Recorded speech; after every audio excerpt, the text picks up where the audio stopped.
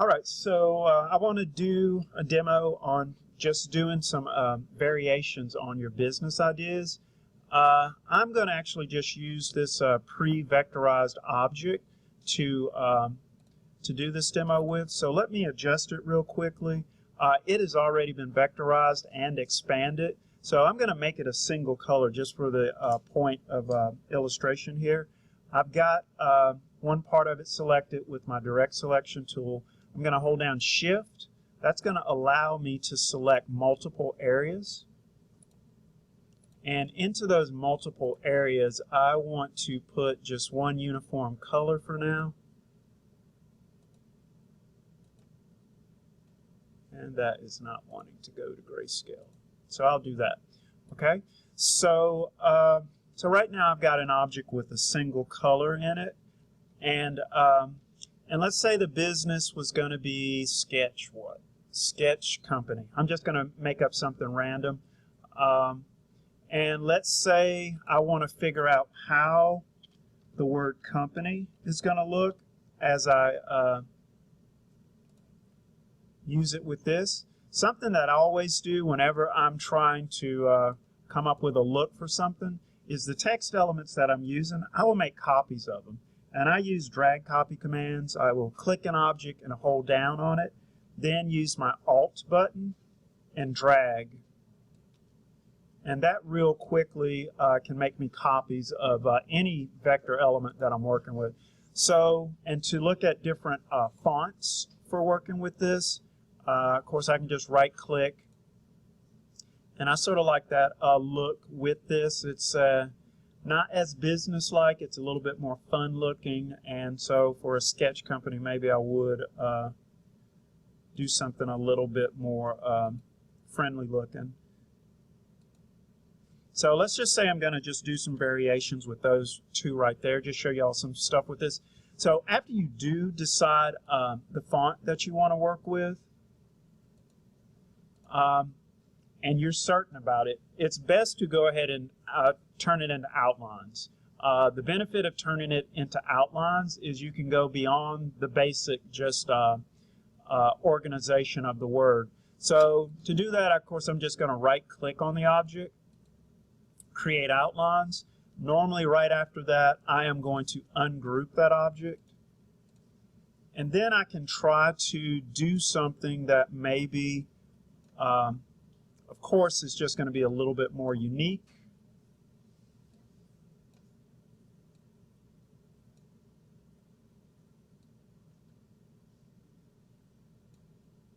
You know, something that has a little bit more of what you call, you know, we talk a lot in this program about Gestalt.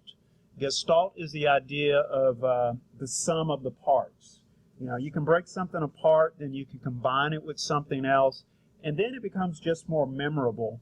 And the way that the mind recognizes things, the way that this C is joined with that M, and the way that the O is inside of it, that actually becomes a more memorable element if I had not recombined them in that sort of fashion. So always sort of be willing to look for and do sort of things like that with your design work. And also, like I said, show your work. Don't just move one direction forward with your design work. I'm going to actually make a copy of this so that if I need to, I can come back later, change that color, do something else with it. But for now, I want to show you what if I wanted to do a little bit more of a treatment with this. The first thing I'm going to do with this is I want to use my Pathfinder to make these elements right here into one object.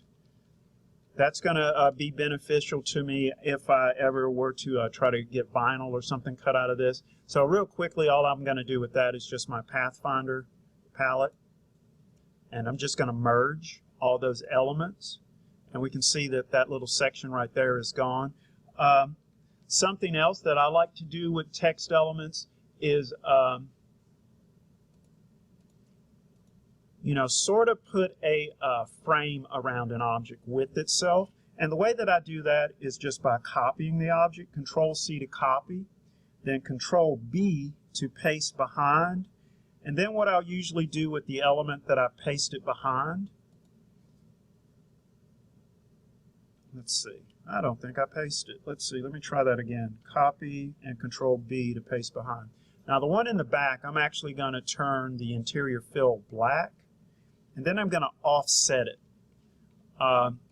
One of the first illusions that you can sort of give a visual object is the illusion that it's actually three-dimensional. It's not just an image on a screen or or in a magazine or something like that. And by doing an offset, you can real quickly create that. Sometimes I go a little bit further than that with doing my offsets like that. So let's say I have the black object selected right now. So I'm going to copy that object, Control C, and then Control B again to place that object, a third object, in the back now. And on the third object, I'm going to put a, let's say, a third color. And be careful with your colors. Try not to maybe do more than 3 colors in your entire design. But on that third color, I'm actually going to increase its stroke weight 2. And again, you could, offset that a little bit more if you wanted to. But I'm just going to leave it as such for right now. So I've got a little bit of something going right now, but another way that I might get some variations out of this, again, I'm going to show my work, so I'm not going to just keep working on this. I'm going to make a copy of it again. And another way that I can get some variations out of what I'm looking at right there, let me get rid of that little pointer that's right there. If you get little pointers that come up as you start to increase the stroke on objects, go to your stroke palette, and that is happening because I have rectangular edges, so I'm going to use circular edges and that rounded edges, and that will get rid of that. But other things that I can do to look at some variations out of this, and just put the variations that you do on various artboards. And again, the whole idea with this is just showing your work. Something that I like to do inside of Illustrator to get variations. This had 3 stacked elements. So I'm actually going to group those stacked elements. So Illustrator will think of it as one object. And then I'm going to go to Effect and Warp. And this is just another way to get a little bit more variability out of what you're doing. And there are tons of different directions and things that you can do with the warps. So you really just sort of, again, have to click around with those to see how, you can make these elements very unique, make them fit together. And of course, what you do horizontally and vertically is going to make a difference. But I want to show you how to reconcile this difference in what we're seeing right here. The object is filtered. It's got a filter on it, but I don't like the fact of it being in this sort of flux state. It's got this filter on it, and I actually want my vectors to look just like what the rendered version looked. So to do that, that's an object command. So on that selected object, I'm going to go to Object, and I'm actually going to expand the appearance of what I'm looking at. And that actually, takes that warp effect and gets rid of it and makes the vectors look just like what I'm looking at right there. Just a few more things.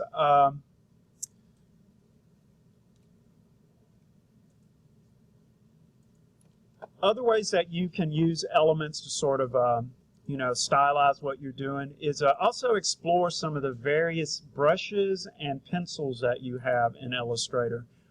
To work with your pencil tool, you need to essentially only, pencil and brush tool, you essentially only need to have an outline or stroke color. You don't really need a fill color to do it. If I look at these objects in outline view, and I can go to View, Outline, but that hotkey is Control Y, we can see that those objects look a lot thicker than what I see in the actual vector mode. And I'll show you how to fix that too. But if you select any of your pencil marks, you can change the type of texture that object has. So I could give that more of a brushy edge like that. I could go to this one and you know, look through some of the variations I have there. But you also have a library of different types of edges that you can have on this. You know, paintbrush, ink. So if any of that thematically may relate to the business that you're looking at, then definitely give all of that a try. There's just tons and tons of you know, different looks and styles that you can give to the lines that you make. For example, if I wanted to, let's say I wanted to combine a line with this word company here.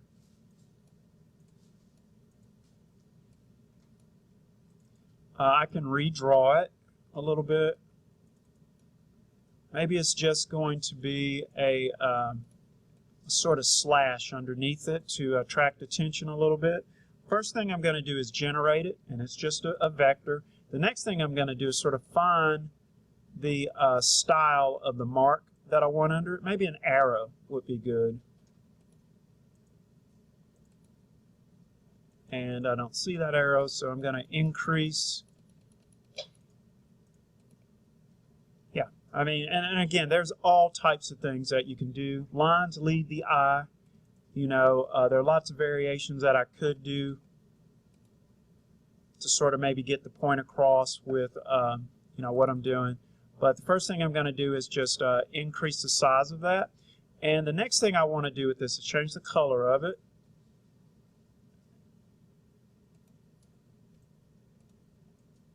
And I can redraw this a little bit while it's an active vector. Whoops. I think I can. Or maybe I can grab the edges of it, because that doesn't seem to be working for me. Okay, but once you do get maybe a look or something that you like, always realize that sometimes to simplify your design, it might be a good idea to rasterize all of it together. And again, the way that I do that is I just go to Object, Rasterize, and I can flatten that into an image. And then after that, even if you need to, you could make other marks, other designs on top of it, and then you can re-vectorize it. Since I do want this to be color, you know, you guys have only done black and white logos, but I want to maintain the colors of this. So I could try to re-rasterize that again.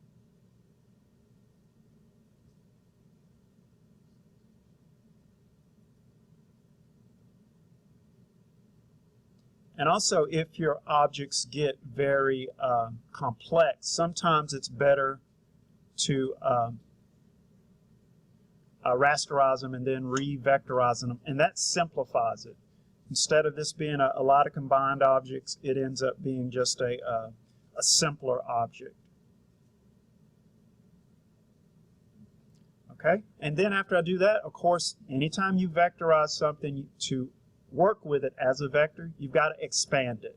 So now that this is expanded, I can take my direct selection tool and click this exterior area to get rid of the spaces that would be around it. One more thing I can show you in terms of sort of customizing some of these objects is the 3D extrusion. So, and again, I want to show my work path. I don't want to just keep changing the same object and not leaving, you know, variations of it. So I'm going to make a copy of this.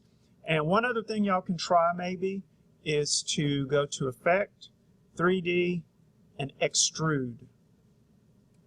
If I hit Preview, and don't do this on a very complex object. You always want to simplify the object because you could potentially crash your working document. So always simplify the object because this 3D extrusion looks at every anchor point. I would not have wanted to do this to an object that I had not already sort of rasterized into a simple object. So after I turn that on,